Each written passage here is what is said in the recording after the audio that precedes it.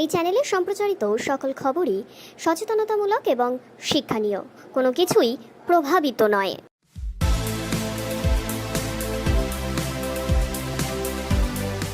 সামান্য 2 দিনের বর্ষায় ভেঙে পড়েছে বারাসাত পৌরসভার নিকাশি ব্যবস্থা। বারাসাত পৌরসভার 35 নম্বর ওয়ার্ডে সর্বত্র জলমগ্ন। বাদ গেল না উত্তর 24 পরগনা জেলার সদর দপ্তর বারাসাত জেলা হাসপাতালও।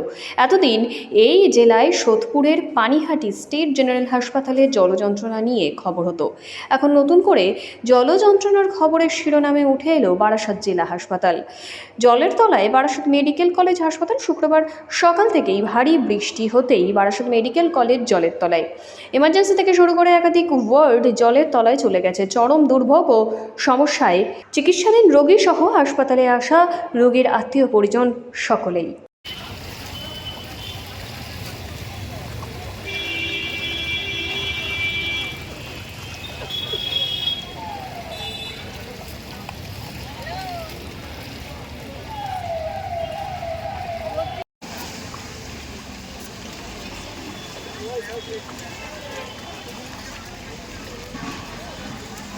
উপরেটা দিয়ে পোস্ট করুন উপরে, ওই যে উপরে উপরে উপরে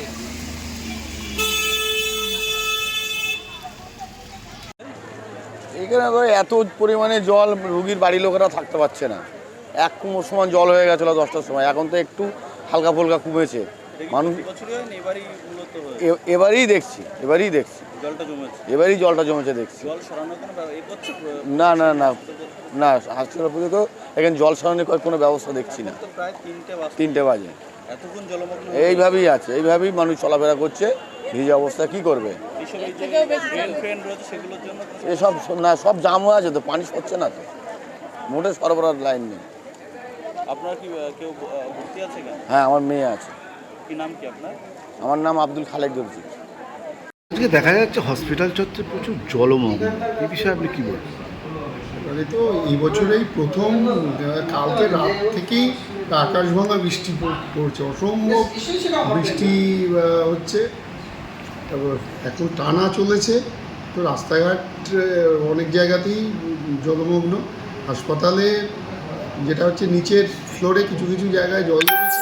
আমরা যুদ্ধকালীন পরিস্থিতিতে পাম্প এনে, আমাদের যেখানে কাজ চলছে হাসপাতালের ভিতর, ওনাদের কাছ থেকে পাম্প অ্যারেঞ্জমেন্ট করে এবং অন্যান্য লোকজন লাগিয়ে আপাতত জলটাকে ক্লিয়ার করা হয়েছে। এই জল এখন আপাতত সব ঠিকঠাকই আছে। এই জল ঢুকে যাওয়া রোগীর পরিষেবার কোনো ব্যাহত না না না না, এটার সঙ্গে পরিষেবার কোনো সম্পর্ক নেই। আমি নিজেই তো সকালবেলা এসে সমস্ত রোগীদের এসে রাউন্ড দিয়েছি, দেখেছি। ডাক্তারবাবুরা, অন্যান্য ডাক্তারবাবুরা সবার রাউন্ড কমপ্লিট হয়ে গেছে। পেশেন্টের ছুটি ডিসচার্জও যাদের দেওয়ার কথা সেগুলো সব হয়ে গেছে। পরিষেবা নিয়ে কোনো সমস্যা নেই। আমার নাম